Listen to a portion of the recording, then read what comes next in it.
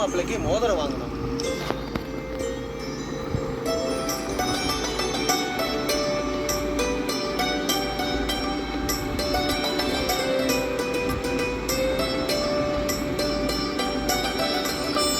என்ன வாங்கி கையில அப்படியே பாத்துட்டு இருக்கீங்க?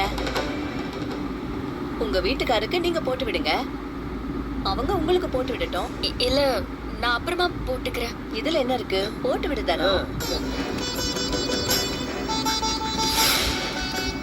தனா, உங்களுக்காக ஆசையா வாங்கிட்டு வந்திருக்காங்க, போட்டு விடு.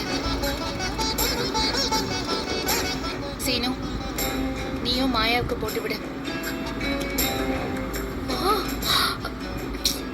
இந்தா கதிரு, இந்தாடா. போட்டு விடு.